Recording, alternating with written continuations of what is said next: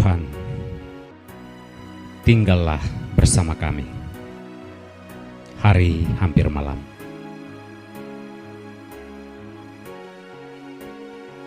Pastor, Tuhan tidak pernah meloncati rumah saya dan pergi memberikan rejeki kepada tetangga saya. Saya pernah kehabisan uang. Anak-anak saya membutuhkan susu dan juga nasi untuk makan. Malam itu, saya berdoa sambil berlinangan air mata. Tidak tahu anak-anak saya harus hidup seperti apa. Besoknya ada seorang warga kampung meminta jasa saya untuk mengeluarkan kayunya dari hutan. Ketika orang itu kembali ke rumahnya, sekali lagi air mata saya berguguran. Di situ saya yakin Tuhan tidak akan pernah meloncati rumah saya dan memberikan rejeki kepada tetangga, sementara saya dan anak-anak saya mati kelaparan. Ini sharing dari seorang umatku di pedalaman. Saudara-saudariku terkasih, terkadang Tuhan seolah-olah mau berlalu dari kehidupan kita. Apa yang kita rasakan adalah kehilangan harapan, semua jalan buntu. Kedua murid yang berjalan menuju Emmaus tidak sadar bahwa mereka sedang berjalan bersama Tuhan. Maklum, perjalanan yang penuh beban karena peristiwa salib. Sedikit pun mereka tidak berpikir bahwa orang yang sedang berjalan bersama mereka adalah Tuhan Yesus. Bahkan Yesus berbuat seolah-olah akan meninggalkan mereka. Namun mereka tidak pupus harapannya. Tuhan, mampirlah ke rumah kami. Hari hampir malam.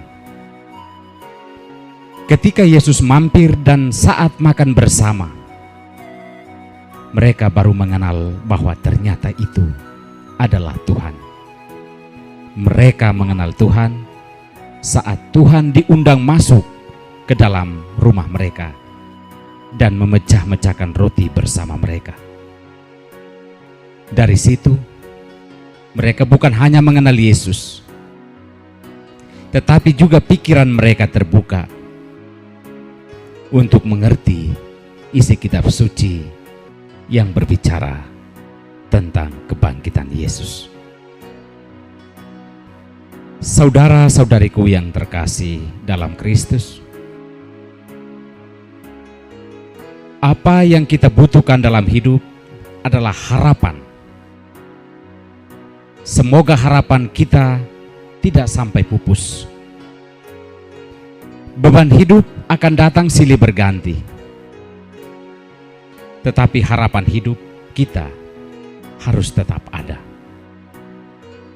Kuncinya adalah mengundang Tuhan ke dalam hidup kita, ke dalam rumah kita, ke dalam pekerjaan dan relasi-relasi kita.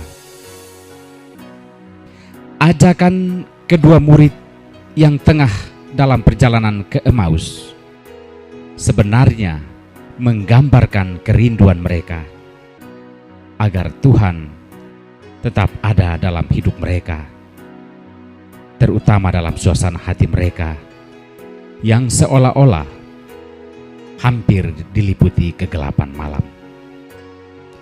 Dalam segala suasana hidup, Tuhan perlu diundang untuk mampir dan tinggal di dalam hidup kita.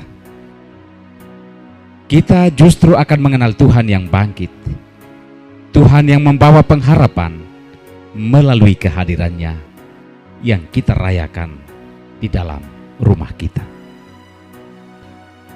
Saudara-saudariku yang terkasih, COVID-19 sedang merumahkan segalanya termasuk kita.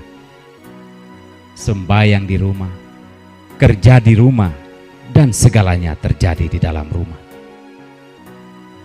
Hidup dalam suasana seperti ini, rasa-rasanya Tuhan sedang berjalan seolah-olah mau melangkahi kehidupan kita.